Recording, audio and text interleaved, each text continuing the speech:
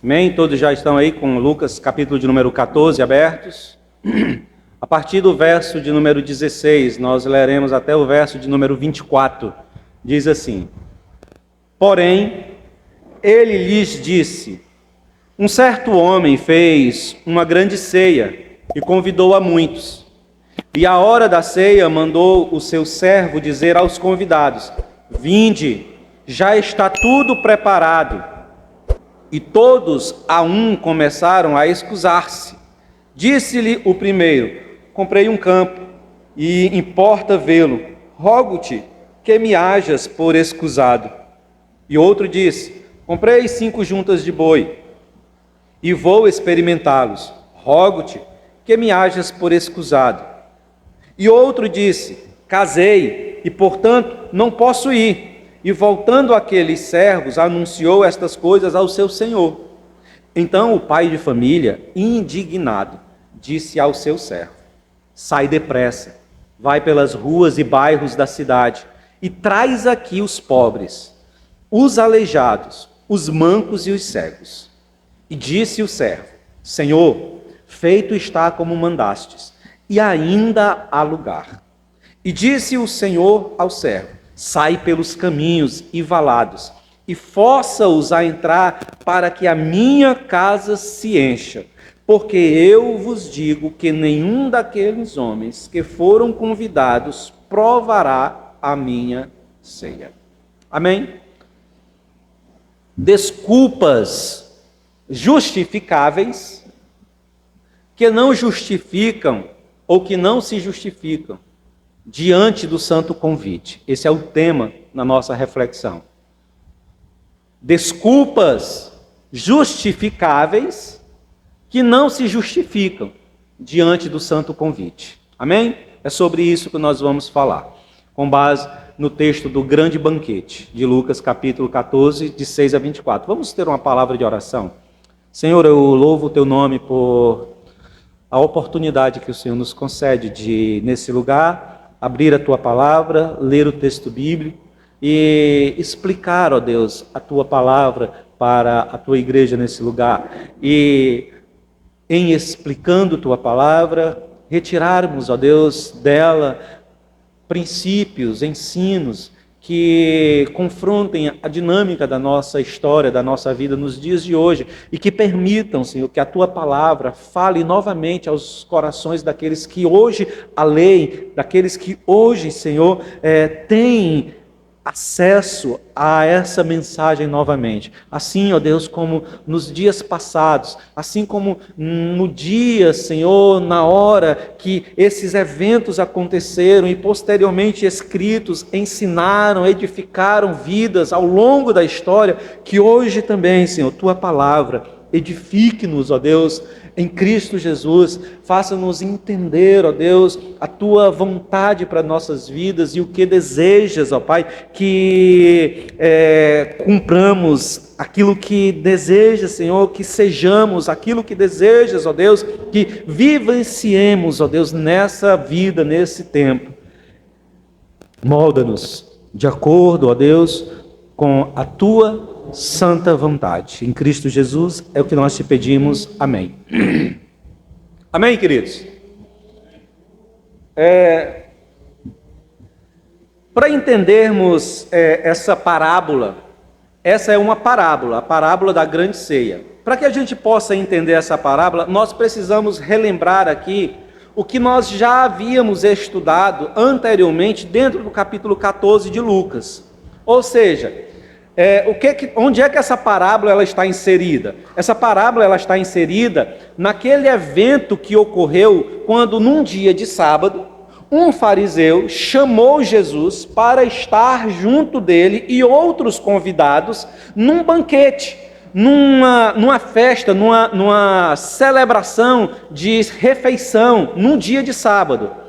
E aí nós falamos aqui que o dia, esse sábado e essa ceia, ela deveria lembrar, ela deveria referenciar para aqueles que participavam da ceia, daquele grande banquete aguardado e esperado pelo povo de Deus no fim de todas as coisas.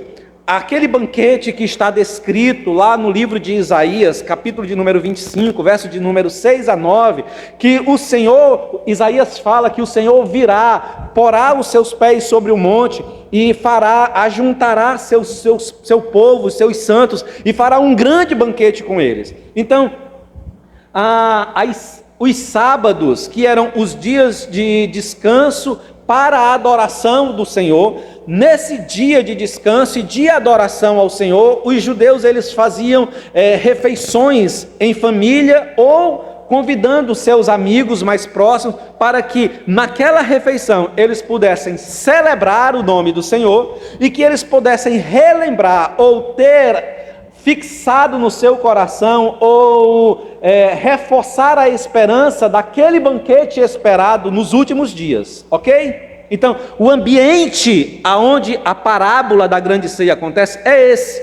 Jesus está lá num dia de sábado, na casa do fariseu, participando de um banquete com eles, ensinando para aqueles fariseus, para o anfitrião, princípios sobre como se deve comportar-se diante da ceia, daquele momento de celebração.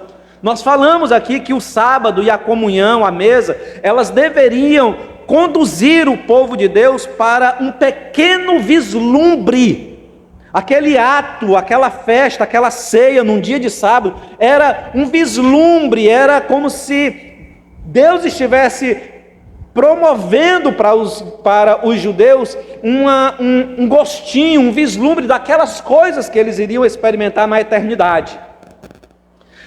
Nós dissemos também aqui que Jesus, nesta festa, nesta celebração de sábado e de ceia, na comunhão, Jesus resgata para aqueles indivíduos que estavam ali presentes, ou seja, o anfitrião, que era um fariseu, e os seus amigos, que eram também fariseus, que eram doutores da lei, que estavam ali naquela refeição junto com Jesus. Ele começa a ensinar, e nos seus ensinos ele começa a resgatar algumas coisas que deveriam estar no coração daqueles que participam daquela ceia num dia de sábado. E o que é que Jesus ensina para eles? Jesus ensina o conceito de humildade. Jesus resgata para eles que o comportamento naquela celebração deveria ser um comportamento de humildade e não de exaltação, como estava acontecendo naquele momento. Jesus observa que os participantes, os convidados, buscavam os melhores bancos, os melhores lugares na festa, para reafirmar a sua posição de importância naquela celebração e dentro do contexto social que Israel vivenciava e desenvolvia. Jesus também aponta qual deve ser a atitude daquele que chama, que convida pessoas para uma ceia na sua casa, uma ceia de celebração e de culto. Ele diz que o comportamento dessa pessoa deve ser o comportamento que não está interessado na retribuição, não está interessado nas recompensas que aquele que foi convidado poderá posteriormente te fornecer. Jesus diz que o sentimento que deve estar ali naquela festa e a ação daquele que convida deve ser uma ação de despreocupação com favoritismo, com elitismo. Que os sentimentos que devem possuir aquele que faz uma celebração de ceia em dia de sábado e convida pessoas, deve ser o sentimento de alguém que tem empatia pelo pobre, que tem empatia pelos desfavorecidos, que tem empatia por aqueles que estão à margem da sociedade. Jesus diz que quando se tem esta percepção, quando se tem esta visão e quando se age de acordo com essa visão, convidando não só a elite, os seus amigos e aqueles que podem te favorecer na troca de favores ao você convidá-los, mas que você, ao invés disso, chama aqueles que não têm como te retribuir. Jesus diz que tais ações, tais sentimentos, tais procedimentos de vida podem te trazer benefícios no dia da ressurreição dos justos. É o que Jesus diz no verso de número 14. Jesus diz no verso 14 que na ressurreição dos justos, aqueles que agem com humildade, aqueles que agem na perspectiva do pobre, na perspectiva de oportunizar um ambiente de celebração, de culto, de acolhimento, de comunhão, com aqueles que não podem te retribuir neste mundo. Jesus diz: estas ações amontoarão para você benefícios no dia da ressurreição, na ressurreição dos justos. Ou seja, os nossos atos, as nossas ações, o nosso proceder sobre essa terra, ela reverbera para a eternidade. Aquilo que nós fazemos aqui tem um sentido para a eternidade, tem uma resposta para o dia vindouro. As coisas, elas não ficam apenas nesse tempo e nesse espaço, elas são ecoadas, se é que existe essa palavra, ecoa para a eternidade. Ok? E aí, irmãos, Jesus está ensinando isso lá naquele ambiente, e parece que eles entenderam o que Jesus estava propondo. Eles começaram a perceber que quando eles buscavam os assentos, Jesus dizia: olha, vocês precisam ser humildes. Quando Jesus constatou que na festa não havia nenhum pobre, não havia nenhum necessitado, que a reunião era reunião de elites, de homens que poderiam, que estavam acostumados a fazer trocas de favores, Jesus viu que não havia ali nenhuma misericórdia, nenhum amor, mas interesses mútuos um do outro, para fortalecer a imagem um do outro. Jesus começa a ensiná-los, dizendo que eles precisavam ser humildes, que eles precisavam buscar, oportunizar para os pobres aquela ceia, aquela mesa. E aí parece que eles entendem, porque o verso de número 15 do texto, se você está com a sua Bíblia aberta aí ainda, em Lucas número 14, o verso de número 15, a última frase do verso de número 15 diz assim, ó: um homem, ele que estava ali naquela ceia, que estava ali naquele lugar, que ouviu as mensagens, que ouviu os ensinos de Jesus ali, ele diz assim: bendito o homem que participar da festa do reino de Deus. Bendito o homem que estiver celebrando com o Senhor neste reino. Que reino? Quando Jesus diz assim: olha, na vinda vindoura, ou na ressurreição dos justos, vocês serão beneficiados. O verso 14 finaliza com esse texto. Então o homem entende isso e abre a sua boca e diz: então, bendito deve ser o homem que participar dessa ressurreição, desse homem que participar dessa festa no reino de Deus.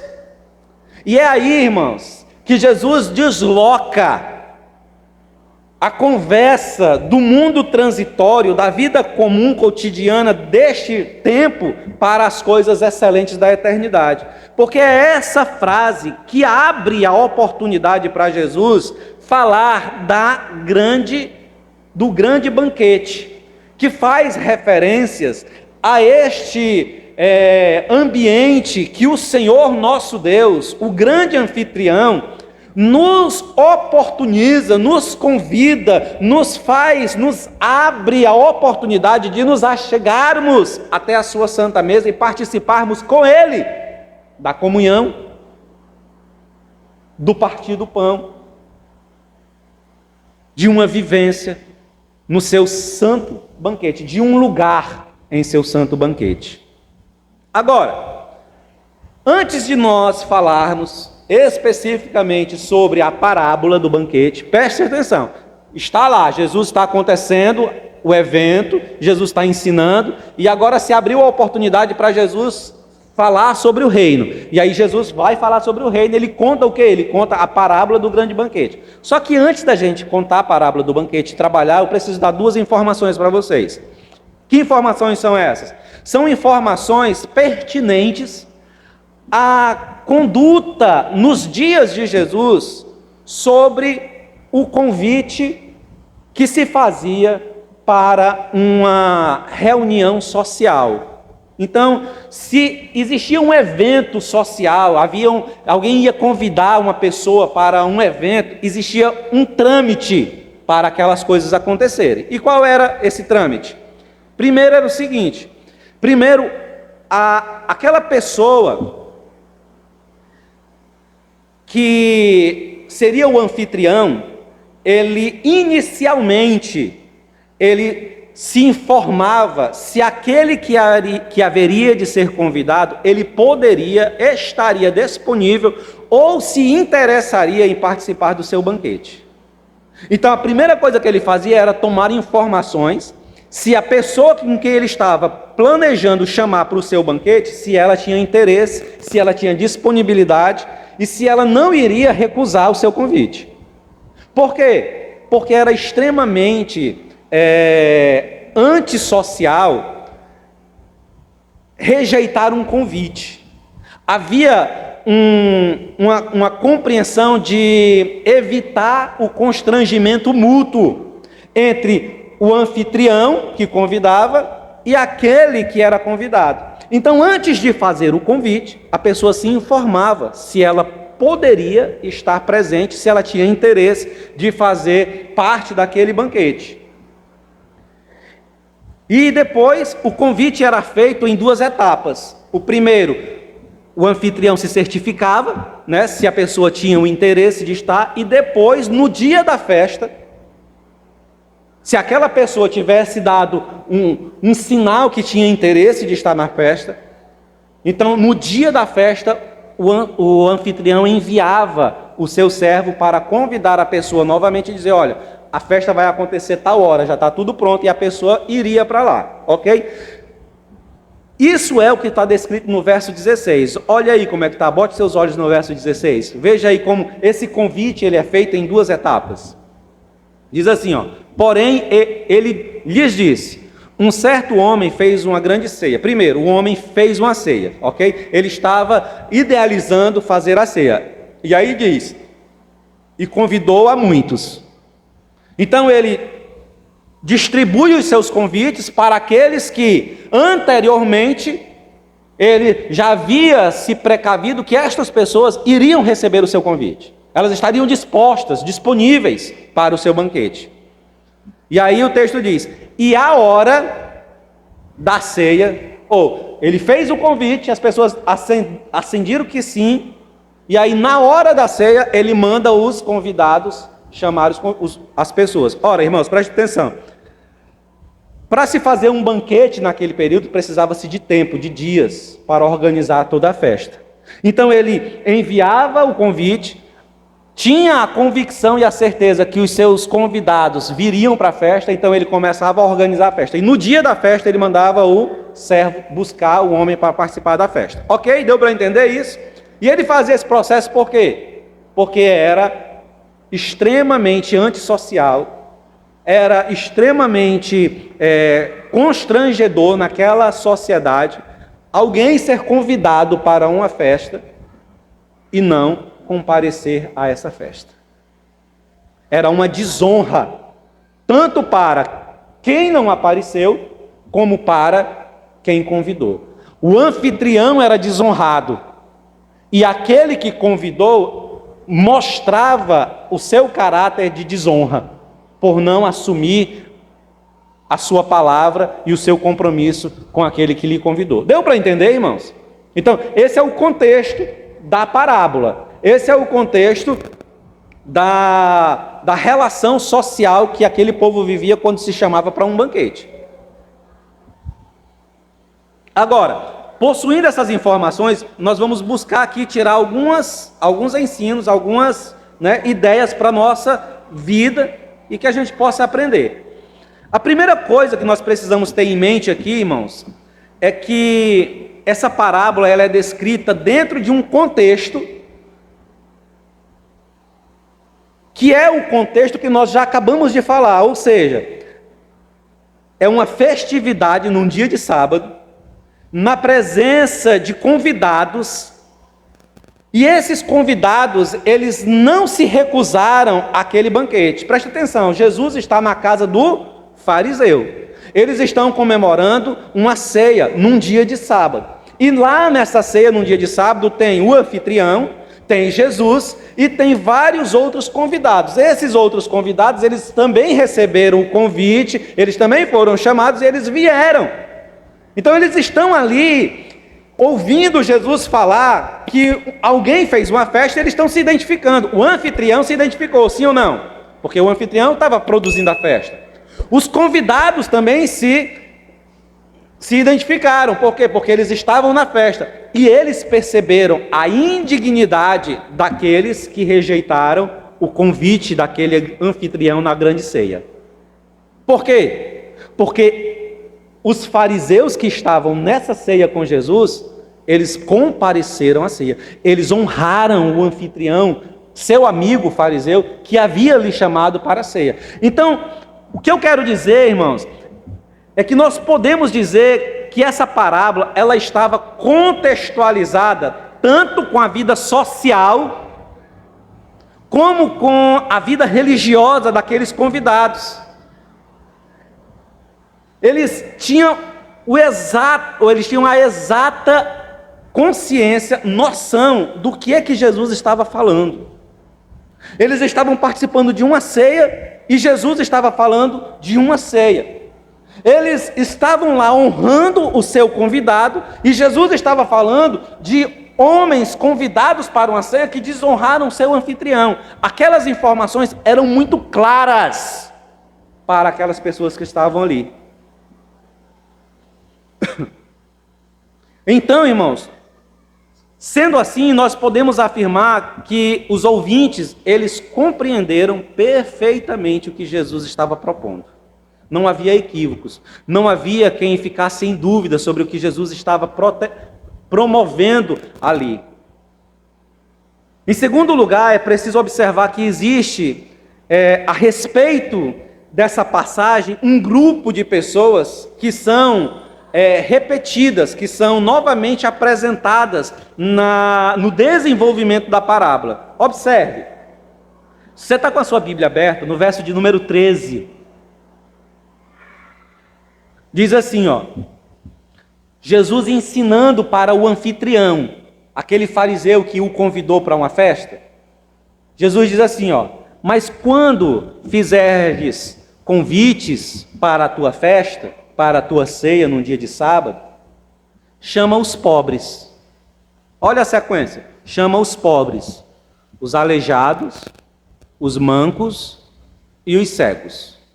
Jesus está dizendo, olha, quando você fizer a sua festa, não chame os seus amigos, aqueles que podem te retribuir posteriormente, que podem te recompensar posteriormente, porque se eles te recompensam, não existe virtude nenhuma na tua adoração, na tua devoção e na tua ceia. Convida quem? Quem não pode, os aleijados, os pobres, os mancos e os cegos. Amém? Aí Jesus, depois de ensinar isso para o fariseu, ele apresenta a sua parábola. E quando Jesus apresenta a sua parábola, a parábola da grande ceia, que Jesus apresenta que os convidados que que rejeitaram a oferta daquela grande ceia, que desonraram o grande anfitrião que promove a ceia na parábola, o anfitrião fica indignado e manda chamar quem? Verso de número 21 diz que o anfitrião, o pai de família, ficou indignado e disse aos seus servos, sai depressa pelas ruas, bairros e cidades e traz aqui quem? Pobres, aleijados, mancos e cegos. Então, esse grupo de pessoas, ele é repetido. Jesus ensina o fariseu e apresenta-os novamente na sua parábola. Irmão, preste atenção. Se tomarmos por base que a parábola da grande ceia é o fechamento, é a conclusão de um ensino que Jesus começou a dar lá nos versos iniciais, lá quando Jesus é convidado para a festa, quando Jesus instrui os convidados a respeito da humildade, quando Jesus instrui o anfitrião a respeito de como deve ser o procedimento da ceia, convidando não os amigos, mas aqueles que não podem, oportunizando, abrindo espaço para aqueles que não têm acesso à comunhão. Se nós entendermos isso,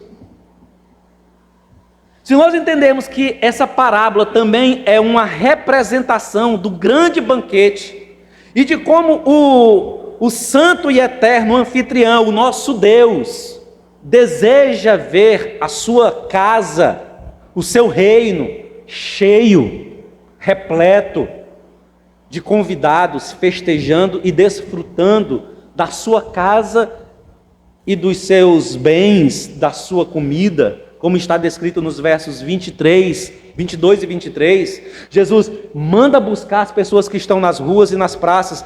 Aliás, Jesus não, o anfitrião manda buscar aqueles que estão nas ruas e nas praças, e ainda existe lugar quando eles chegam, e aí o anfitrião diz, agora vão lá e trazem os mancos, trazem os cegos, trazem os pobres, trazem todos para cá, e o texto diz, para que a minha casa fique cheia. Então, se nós tivermos essa percepção de que é o fechamento de um ensino, e que esse ensino revela, mostra o desejo de Deus de ter a sua casa cheia de convidados para, em comunhão, celebrar com Ele no seu santo reino, então, irmãos, nós podemos dizer que, em primeira instância, essa parábola, ela reforça para o anfitrião, em primeira instância, essa parábola que Jesus conta, reforça na mente do anfitrião, daquele homem, daquele fariseu, que havia convidado Jesus, quem deve ser os convidados para os próximos banquetes que aquele homem iria fazer. Em primeira instância, Jesus está apontando para eles que os convidados que ele deve chamar para o seu banquete, no futuro, não são aqueles que podem promover para ele qualquer espécie de benefício. São os pobres, os cegos, os aleijados, os mancos, aqueles que não têm como retribuir. E ele faz isso porque Jesus está apontando que é este grupo de pessoas que também são convidadas pelo Senhor na sua santa ceia, na sua santa, no seu santo banquete, no seu eterno banquete, no seu grande banquete, nos últimos dias. Segunda instância, Jesus está contrariando a mentalidade, o conceito, a percepção daquela sociedade de que o convite de Deus é um convite elitizado. Um convite que é, como eu posso dizer, direcionado apenas para as elites. É direcionado apenas para os judeus e os judeus de boa fama. Para os judeus que têm, que são nobres entre os homens, que têm uma boa reputação aos seus olhos e aos olhos da sociedade. Então, a percepção que aqueles homens tinham é que nas nossas reuniões, nos nossos banquetes, nas nossas celebrações, só podem participar aqueles que têm boa fama, aqueles que fazem parte da elite, aqueles que aos nossos olhos, aos olhos da sociedade, possuem um caráter, possuem uma personalidade, possuem uma prática, uma vida moral que seja reconhecida. Então Jesus está quebrando esse padrão, dizendo que nos convites para os banquetes, para a celebração, devem estar oportunizados espaços para aqueles que estão à margem da sociedade, para aqueles que são, aos olhos da sociedade, indignos de estar no ambiente de celebração e de culto. Em terceiro lugar, precisamos discernir que, apesar do convite para o grande banquete ser generoso, apesar do convite para o banquete ser abrangente, a recusa ou a demonstração de outras prioridades na vida dos convidados poderá conduzir ou poderá fazer com que estes convidados, que anteriormente eram reconhecidos pelo anfitrião, sejam agora rejeitados e não sejam mais reconhecidos como genuínos convidados. Preste atenção no que eu estou dizendo. Essa parábola, ela também nos ensina, ela também nos mostra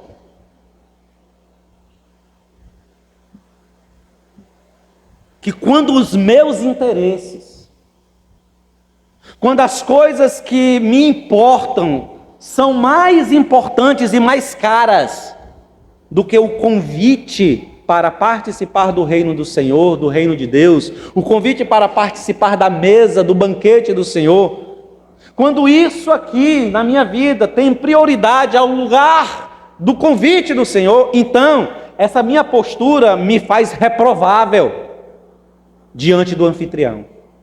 Essa minha postura faz com que o anfitrião olhe para mim e rejeite e renegue a minha participação no seu banquete. Porque é isso que o texto bíblico diz. O texto bíblico diz, no verso de número 24, depois que todos os convidados dão desculpas, eu comprei um campo, eu não posso ir.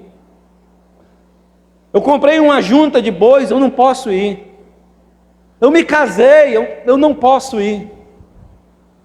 Depois disso, o Senhor diz, pois estes, é o que o verso 24 diz, porque eu vos digo que nenhum daqueles homens que foram convidados provará da minha ceia. Não provarão da minha ceia, por quê? Porque o interesse desses homens não estava na honra do anfitrião, mas nos seus negócios. Está dando para entender, irmãos? Agora, municiados de todas essas informações, eu quero convidar você novamente a ler o texto. Já que você entendeu, estava aí prestando bastante atenção em tudo que eu vos disse até agora, eu quero convidá-los novamente a ler o texto, tendo agora essa percepção que eu vos dei. Diz assim, porém ele lhe disse, um certo homem fez uma grande ceia, e convidou a muitos, e à hora da ceia mandou o seu servo dizer a seus convidados, vinde, que já tudo está preparado, e todos a um começaram a escusar-se. Disse-lhe o primeiro, comprei um campo, e importa ir vê-lo, rogo-te que me hajas por escusado. E outro disse, comprei 5 juntas de boi, e vou experimentá-los, rogo-te que hajas por escusado. E outro disse, casei, e portanto não posso ir. E voltando aquele servo, anunciou estas coisas ao seu senhor. Então o pai de família, indignado, disse a seu servo, sai depressa pelas ruas e bairros da cidade, e traz aqui os pobres, os aleijados, os mancos e os cegos. E disse o servo, Senhor, feito está como mandastes, e ainda há lugar. E disse o Senhor aos servos, sai pelos caminhos, sai pelos velados, e força-os a entrar, para que a minha casa se encha, porque eu vos digo que nenhum daqueles homens que foram convidados provará da minha ceia. Basicamente, o texto conta a história de um anfitrião. O texto conta a história de um anfitrião que foi desonrado pelos seus convidados. Eles haviam recebido o convite e haviam se comprometido em estarem presentes naquela festa. Entretanto, ao chegar o dia da festa, o dia do banquete, cada um começa a apresentar desculpas. Mas não são qualquer desculpas. São desculpas aceitáveis. São desculpas aceitáveis. Um homem precisava olhar o campo que havia comprado. O outro precisava experimentar a junta de bois que tinha comprado. O outro estava casado, tinha acabado de casar, né? Então, um estava cuidando do campo, dos seus bens, né? A junta de boi, do produto que poderia ajudá-lo no trabalho, no recurso de bens, no ganho de bens. Era o boi, era o animal de força que arava a terra, que produzia, que ajudava na produção da terra. Lembra que aquela cultura era uma cultura agrária. Então, ter um campo e ter uma junta de bois representa aqui a importância de você trabalhar e você produzir para ter o sustento da sua casa. Você se ocupar com as coisas que são importantes para o sustento da sua vida. O texto diz que um deles tinha casado. Ora, nós sabemos o princípio, é muito claro, as pessoas dizem, é o quê? A família deve ser centro na nossa caminhada, na nossa vida, sim ou não? Nós precisamos dar importância e cuidado à família. O homem tinha acabado de casar, tinha que estar com a sua família. Então os cuidados da vida parecem ser justificáveis, não é ou não? Sim ou não? Para ele não estar no banquete? Parece. O anfitrião, então, inclui naquele banquete outras pessoas que não estavam incluídas, né, naquele convite inicial, e percebendo que ainda havia espaço, chama outros, que vão além das ruas, além dos bairros, vai nos valados e trazem os pobres, os mancos, os cegos. Então, a parábola conta essa história. A história de um anfitrião que faz uma festa, chama pessoas, as pessoas estão mais preocupadas ou dão desculpas para a sua ausência na festa, justificando a sua ausência na festa, no banquete do Senhor, porque eles estão envolvidos com as demandas da vida. E aí, o texto é claro dizendo que o anfitrião se sente desonrado. O anfitrião se indigna por aquela situação. Convida outros, porque a sua festa vai acontecer. Já está tudo preparado, diz o texto. E a festa vai acontecer, independente deles virem ou não. Então ele chama outros para que esses outros participem dessa festa. Ok? Então é disso que se trata a parábola. Agora, quais são as lições que a gente tira daqui? Primeiro, que preste atenção, irmãos, a nossa participação no grande banquete, ele passa por estágios. A nossa participação no banquete, no grande banquete do Senhor, passa por estágios. Estágios primeiro de aceitação. E essa aceitação de quê? A aceitação do convite, a aceitação da proposta, a aceitação daquele anúncio, do convite para estar no grande banquete. Então, inicialmente, se faz uma aproximação para estar ou para demonstrar algum interesse neste convite de estar nesse santo banquete, neste grande banquete. Agora, preste atenção. Nesse estágio, aonde nós demonstramos interesse em estar nesse santo banquete, esse estágio ele pode ser feito, essa decisão ela pode ser feita precipitadamente. E ela pode ser feita de forma consciente e pesando os custos disso. Quando se faz pesando os custos e a responsabilidade de aceitar o convite,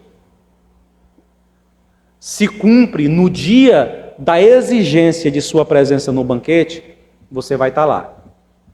Mas se é uma decisão precipitada, impensada, sem calcular os custos, sem saber, ou sem olhar na sua agenda, se no dia do banquete realmente você estará disponível, se não existem outros interesses na sua história, na sua vida, que podem se opor, se interpor para a sua ida ao banquete, então essa atitude ela é precipitada.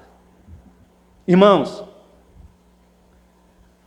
a aceitação precipitada, escute o que eu vou lhe dizer.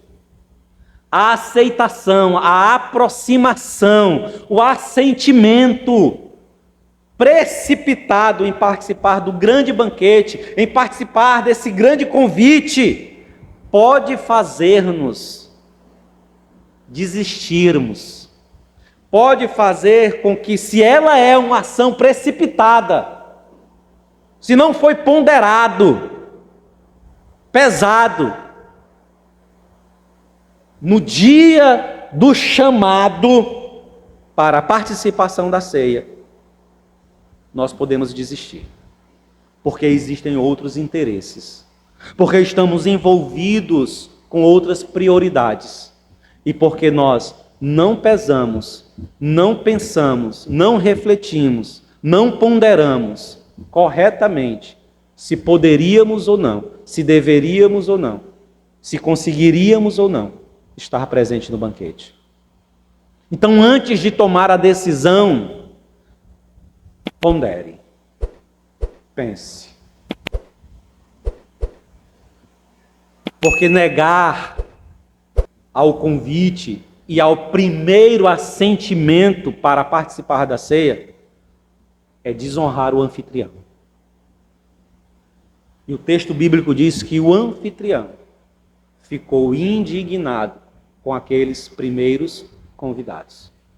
E a sua indignação foi tal que lhe fez dizer: estes não provarão da minha ceia. Irmãos, Jesus diz nos versos 28 e nos versos 32 desse capítulo, do capítulo 14, Jesus diz que quem toma uma atitude precipitada, sem calcular o custo, corre o risco de passar vexame.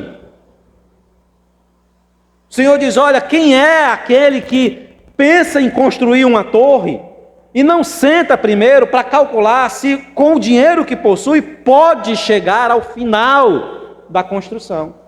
Para não acontecer de, se ele não fizer as contas, se ele não pesar, se ele não colocar no papel os custos, ele vai começar a construir, vai faltar dinheiro, vai ficar pelo meio do caminho e as pessoas vão zombar dele. Quem é o homem que, indo para a guerra com outro, não observa, não pesa, não mede, não vê se com aqueles soldados que tem pode ir à guerra com outro?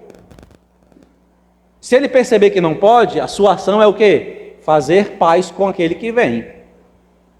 A ideia aqui é: pondere, pense, analise, coloque na balança antes de tomar as decisões. Antes de fazer a aceitação do convite de forma precipitada. E perceber que ao longo do desenvolvimento, outras coisas, outros interesses se envolvem, se interpõem entre você e o banquete, que fazem com que você valorize mais as outras coisas do que o banquete. Presta atenção nessa aplicação. A grande maioria da experiência cristã que tem naufragado, presta atenção, irmãos, a grande maioria da experiência cristã que naufragou na fé nos últimos anos, nas últimas décadas, elas se dão por causa de uma decisão precipitada.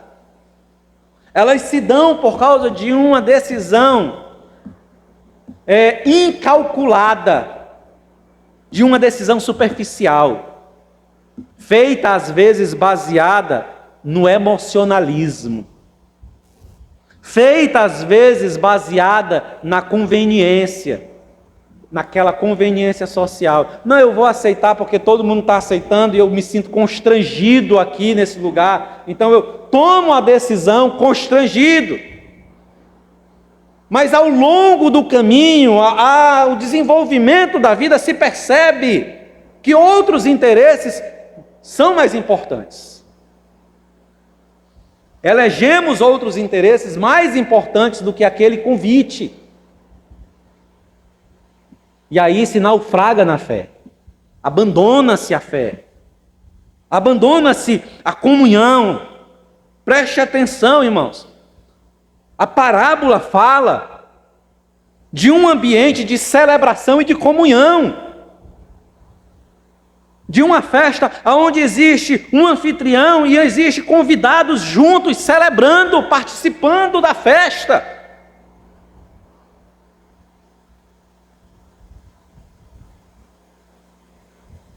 Quando nós elegemos coisas da vida como prioridades, a comunhão, a celebração com os outros convidados no banquete, na casa do Senhor, no templo do Senhor, na comunhão da igreja de Cristo, ela perde sentido. quando existem prioridades outras, a comunhão perde o sentido. E aí, irmãos, o resultado, sabe o que é? É naufragar na fé. Enquanto o convite não interfere nas nossas múltiplas tarefas cotidianas, tudo está bem. Preste atenção, irmãos. Enquanto o convite para participar da grande ceia não interfere nas nossa vida cotidiana, nas atividades cotidianas, nas coisas que nos interessam, enquanto isso não interfere, está tudo bem. Mas quando o convite que o Senhor nos faz para participar de sua ceia começa a entrar em conflito com coisas que para mim e para você parecem ser importantes, com interesses múltiplos que temos nas coisas dessa vida, então, irmãos, com muita facilidade, nós negligenciamos a nossa presença no banquete que fomos convidados. Nós mostramos com muita clareza o que realmente importa para nós. Segunda coisa, as desculpas, segundo ensino. Qual é o primeiro ensino, irmãos? O primeiro ensino é que a nossa participação no convite não deve ser precipitado. Deve ser ponderado, pensado, meditado. Se eu realmente estou disposto a, na hora do chamado para a participação na ceia, nada neste mundo, nenhum interesse neste mundo, da vida deste mundo, poderá se opor à minha presença. Roubará a minha atenção e a minha presença neste convite, neste banquete. Tudo será deixado para que eu esteja nesse banquete. Esse é o primeiro ensino. Não faça sua decisão precipitada. Porque a decisão precipitada, ela vai fazer com que você abandone o convite e desonre aquele que te convidou. E desonrar o anfitrião é perdição certa. Segundo ponto. As desculpas apresentadas podem parecer justas, podem parecer justificáveis, mas na verdade elas não justificam nem mesmo a nossa consciência. Cada convidado apresentou uma desculpa. E uma desculpa com base em quê? Nas demandas da vida. Comprei um campo. Preciso vê-lo. Comprei 5 jumentas de boi, juntas de boi, né? Comprei 5 juntas de boi, preciso experimentá-las. Eu me casei, acabei de me casar, preciso estar abrindo aqui um parênteses, eu me lembrei agora do Joaquim, da mãe Nise. O irmão, poucos meses de casado, e aí eu vivia perturbando o juízo do irmão para ele sair de casa para ir para a vigília, para ir evangelizar. E a irmã ficava na carne comigo. Né, irmã? Mas Jesus foi bom, irmão. Jesus foi bom contigo. O irmão não negligenciou. Entendeu? O irmão foi lá. Né? Não foi uma decisão precipitada, né, irmão? Mas cada um, queridos, cada um aqui apresentou as suas desculpas. Desculpas que são comuns na nossa vida, no nosso cotidiano. Sim ou não? Quem não está preocupado com o seu campo, ou seja, com o seu ambiente, o seu trabalho? Quem não está preocupado com os instrumentos que você poderá ganhar, os recursos para a sua vida nesta terra, sustento da sua família, cuidado com a sua esposa, com os seus filhos? Quem não está? Todos nós estamos preocupados, todos nós estamos empenhados com isso. Perceba, irmãos, que o interesse, a atenção e todo o esforço é focado. E todo o foco, não é focado não, e todo o foco, quer dizer, o interesse, a atenção, o esforço e o foco daqueles homens que foram convidados era única e exclusivamente para as coisas básicas da sobrevivência humana. E elas pareciam ser justas. Quando você diz assim, não, eu não posso estar presente porque o meu trabalho me impede de estar presente. Que eu chego tarde do trabalho, eu saio muito tarde. Ou então, é porque eu estou desenvolvendo umas coisas, não dá, eu tenho que ver lá, não dá para mim estar presente, não dá para me envolver. Não dá porque eu tenho que cuidar da minha casa, da minha filha, do meu filho, da minha esposa, do meu lar. Então, eu preciso me afastar um pouco, não dá para me estar presente lá. Eu preciso de um pouco mais de tempo para me organizar a minha vida financeira, organizar a minha vida social, organizar a minha vida no trabalho, organizar a minha vida na escola, organizar a minha vida seja lá onde for, em todas as instâncias da nossa vida social. Quando nós apresentamos essas desculpas, nós colocamos que o nosso foco está apenas neste mundo. E era o que os convidados tinham em mente. Perceba, irmãos, parece que a vida, com todos os seus interesses, parece que a vida, com todas as suas ocupações, quero que você preste atenção nisso.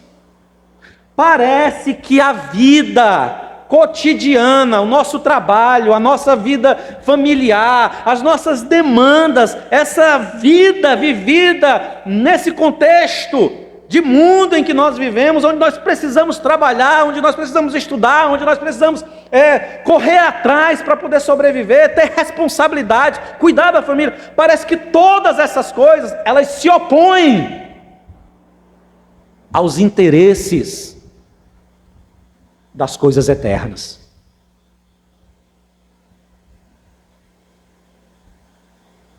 Parece que as Escrituras nos mostram que existe um ponto aonde eu preciso tomar uma decisão. Se o que me move, se o que me interessa, se o meu foco, o ponto de interesse na minha vida é as coisas desse mundo ou é o reino.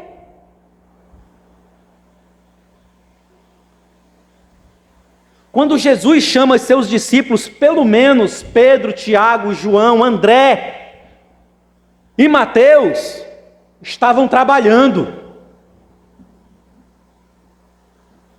estavam envolvidos com as dinâmicas da vida, de sustento de sua casa. Mas quando Jesus diz, segue-me,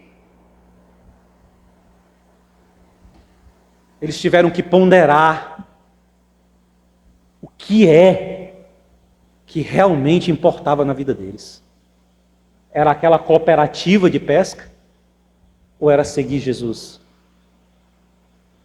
O que importava genuinamente na vida deles? Era continuar ocupando todo o espaço, consumindo toda a vida, toda a saúde deles, naquele processo para viver a vida neste mundo? Ou era dar um salto de fé, seguir aquele homem, Jesus?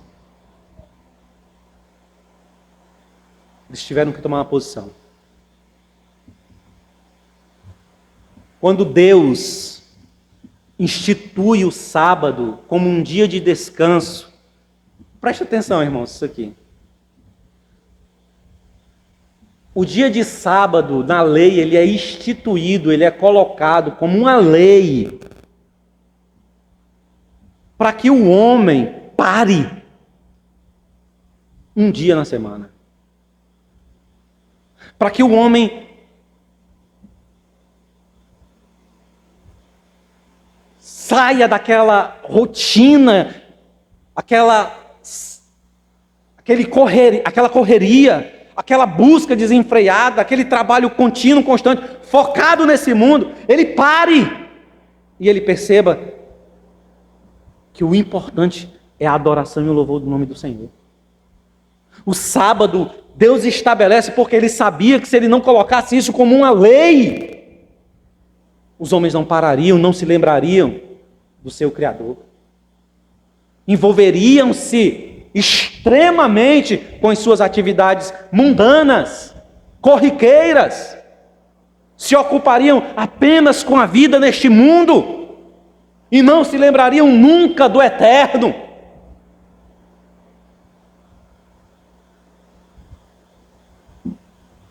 Mas apesar, irmãos, de ser estabelecido uma lei para me fazer lembrar, para me fazer perceber que eu preciso parar e focar no eterno, que eu preciso parar a minha carreira, a minha busca desenfreada por ter, por possuir, apenas para existir nesse mundo, e me lembrar que existe uma eternidade para além desse dia, e começar a investir para a eternidade. Apesar de existir essa lei, nós, eu e você, continuamos correndo, feito loucos, gastando nossa saúde, nossos recursos, nossa vida, nossa atenção, apenas na correria para ter e viver neste mundo.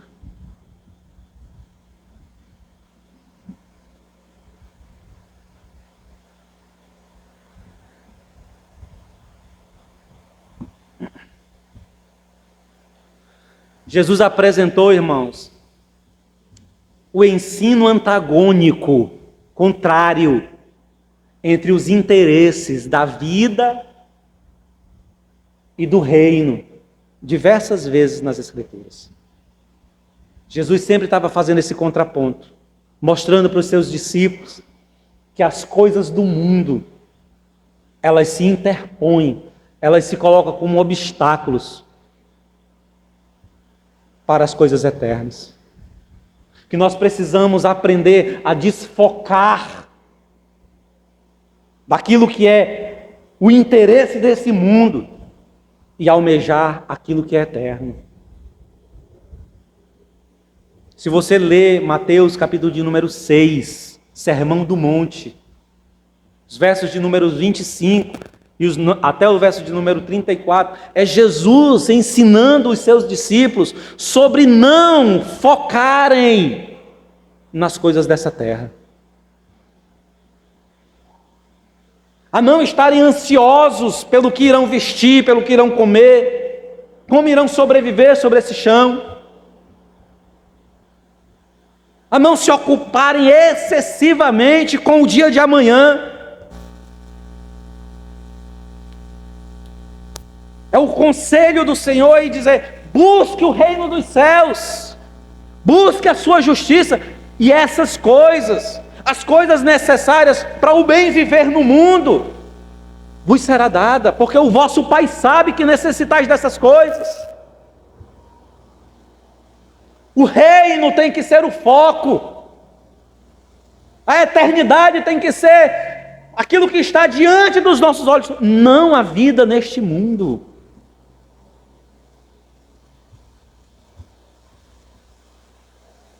Lucas capítulo 14, verso de número 36, Jesus fala sobre deixar tudo para seguir a Cristo.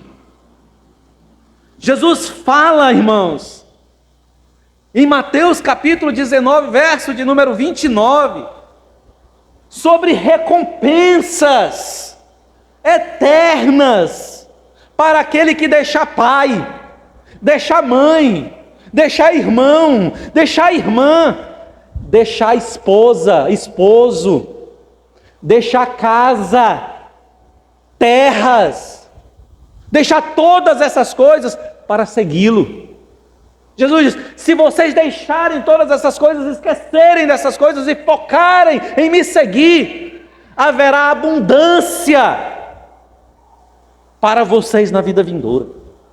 Irmãos, entenda, eu não estou aqui dizendo que você precisa agora acabar, chegar amanhã, pedir as suas contas do emprego.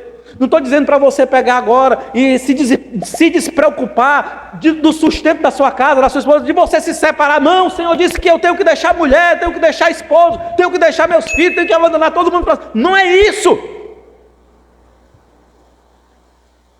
Não é isso. A nossa fala tão exacerbada aqui neste momento é para trazer você a clareza de como você tem vivido a sua vida nos dias de hoje, focando apenas neste mundo e esquecendo-se da eternidade.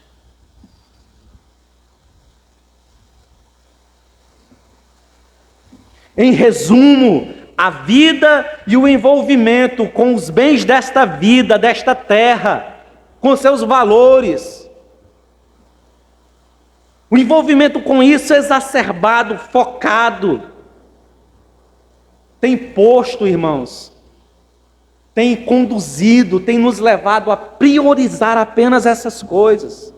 Este ato, essa ação, essa conduta nossa,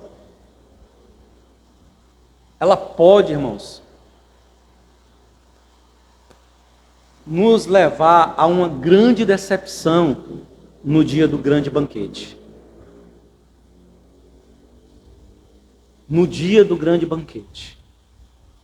Estar tão envolvido com as coisas desse mundo, focado tão somente com as coisas e as preocupações para viver neste mundo. A prioridade são o sustento, o foco é no trabalho, o foco são nas coisas, e tudo o resto ocupa nossos interesses, e o reino fica sempre em segundo plano. Isso pode, no futuro, e num futuro próximo, nos causar uma grande decepção. Quando genuinamente o Senhor nos chamar e abrir as portas de seus salões. Terceiro ensino. Terceiro e último. Apesar da recusa, preste atenção. Apesar da recusa e da desonra que os convidados exerceram sobre aquele anfitrião, quando eles negaram, quando eles não apareceram, apesar disso, o anfitrião não deixou de realizar o seu banquete. Irmãos, apesar de focarmos sempre e com maior ênfase, escute, toda a vida que a gente estuda esse texto, a gente foca, como eu aqui fiz, a gente foca nos convidados, né? Seja aqueles convidados iniciais, ou seja, os convidados que posteriormente são convidados por causa dos primeiros que rejeitaram. Então, quando a gente começa a falar da parábola, geralmente a gente foca nos convidados. Os convidados rejeitaram. Outros convidados receberam a oportunidade porque aqueles rejeitaram, então se abriu a oportunidade. Ou então nós focamos no procedimento que interessa, o procedimento de interesse daqueles que são convidados inicialmente. Como eu acabei de falar, a gente geralmente foca nisso, a gente ensina para a igreja isso. Que existe aqueles que desonram, que estão despreocupados, focados apenas nesse mundo, nessas coisas, e desonram o Senhor. Apesar desses ensinos estarem presentes nesse texto, o centro de interesse maior dessa parábola não é nem no convidado que desonrou o Senhor sem vir, e não é naqueles que receberam a oportunidade para chegar a esse banquete. Não. O centro dessa passagem ou dessa parábola é o anfitrião. É nele que toda a parábola circula. Ele é o centro. É ele que promove o banquete. É ele que manda convidar aqueles que chegam a desonrá-lo e não comparecer ao convite. E é ele que, ao perceber que a sua casa não será cheia dos primeiros convidados, manda os servos buscarem outros. Então, o centro de interesse dessa parábola é a honra do anfitrião.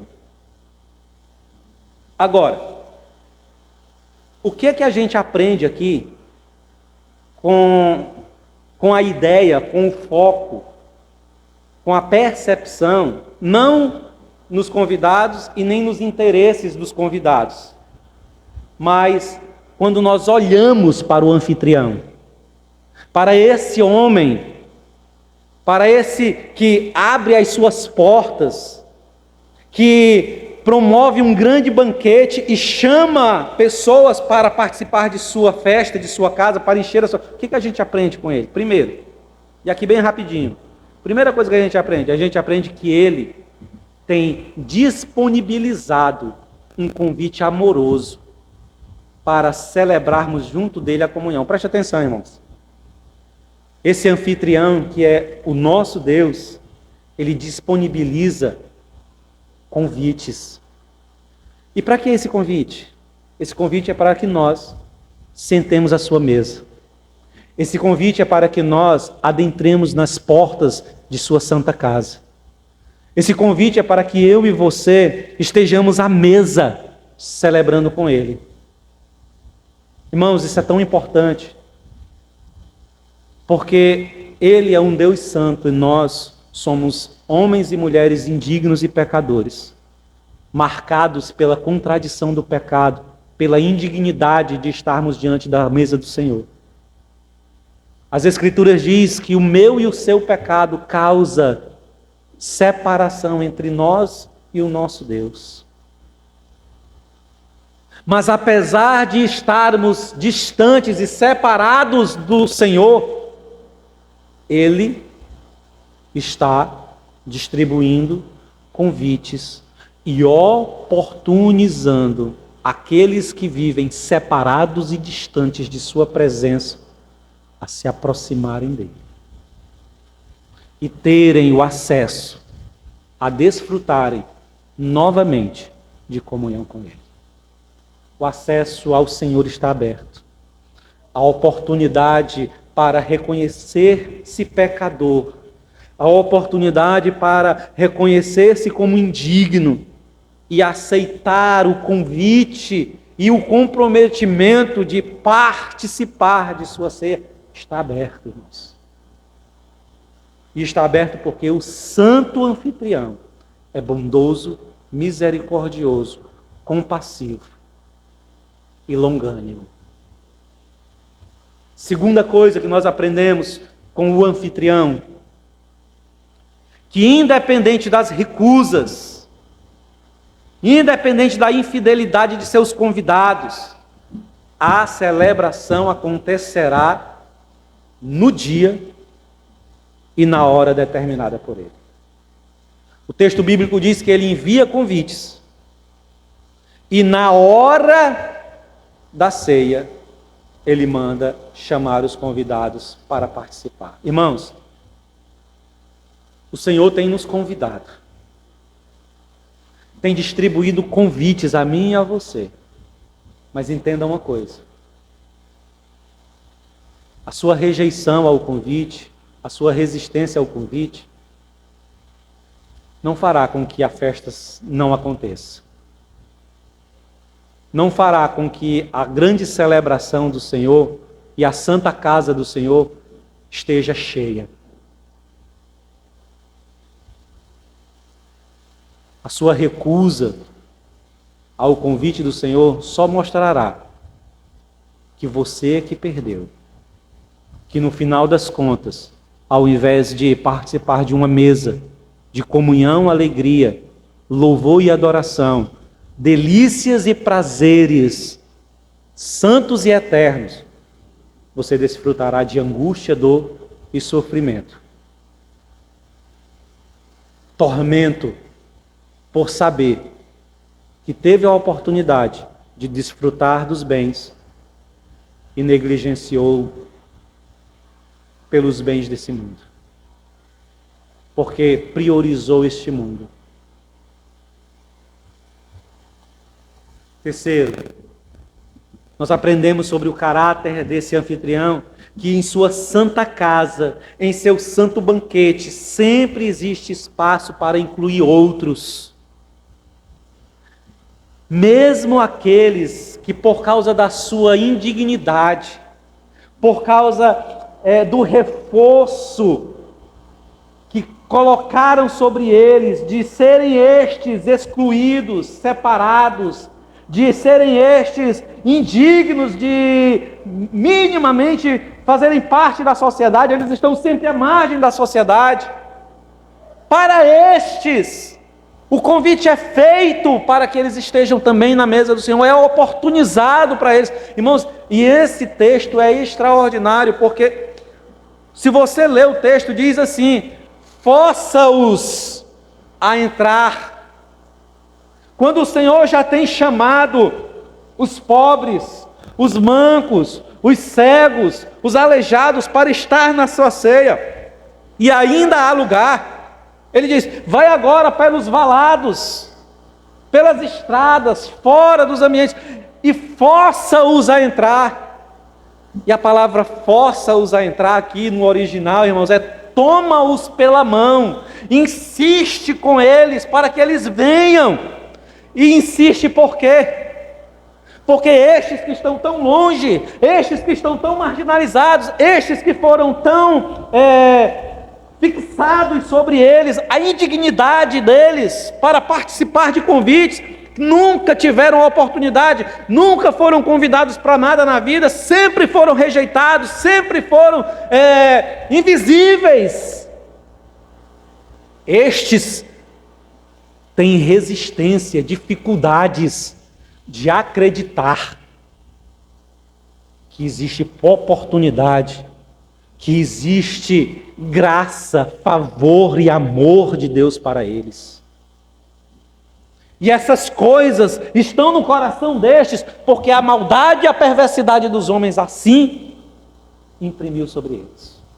Mas o Senhor diz: na minha mesa, na minha casa, insiste para que estes que são invisíveis tenham visibilidade na minha casa, para que estes que são invisíveis, ninguém, sejam aqueles que compõem e enchem a minha casa, para que ela seja alegre, para que haja festa. Quarto e último ensino sobre o caráter do anfitrião. Apesar de o grande anfitrião demonstrar paciência, graça, misericórdia, desejo de incluir muitos em seu banquete, apesar de tudo isso, apesar de ele desejar que a sua casa tenha alegria, seja regozijados todos aqueles que se aproximam dele, apesar de tudo isso, ainda assim, a sua ira recairá sobre todos aqueles que, ouvindo o convite, priorizaram esse mundo e desonraram o anfitrião. Concluo essa mensagem dizendo o seguinte: o convite à salvação, irmãos, a participação da santa mesa do Senhor, em seu santo banquete, tem sido ofertado largamente ao longo da história. Muitos envolveram-se com esse convite. Inicialmente, comprometeram-se em honrar o anfitrião que os convidou. Entretanto, diante dos muitos interesses do coração, de envolvermos-nos mais com o que nós julgamos necessário agora para vivermos a vida, nós acabamos nos perdendo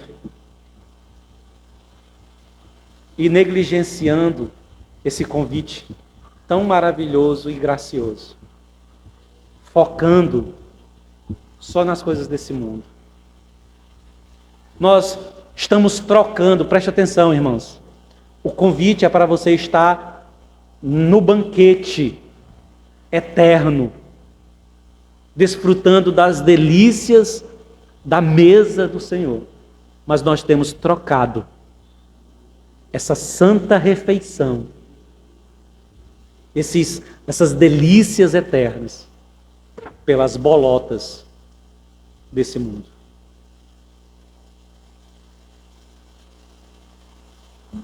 Lembre-se, eu quero que você preste atenção nisso. Lembre-se, todas as vezes, todas, não é às vezes não, é todas as vezes que você coloca outra coisa na frente de seu compromisso com o Senhor, de seu compromisso com a igreja, de seu compromisso com o ministério, de sua comunhão com Deus, de seu serviço ao Senhor, todas as vezes que as prioridades desse mundo, elas se interpõem, você decide por as coisas desse mundo, ao invés de se comprometer com o Senhor, com o seu reino, com a sua santa vontade, todas as vezes, invariavelmente, todas as vezes, você está ajustando os seus interesses aos interesses dos convidados que desonraram o anfitrião. Sabe aquela desculpa que a gente costuma dar tranquilamente para não estar presente, para não cooperar, para não ser ativo na casa do Senhor, para não ser uma pedra viva na edificação do reino de Deus? Desculpa que nos conduz a valorizar outras coisas, coisas perecíveis, que terão fim. Todas as vezes que fazemos isso, desonramos o santo convite, desonramos o anfitrião que nos convida. E desonrar o santo anfitrião é perigoso. Joaquim, por favor.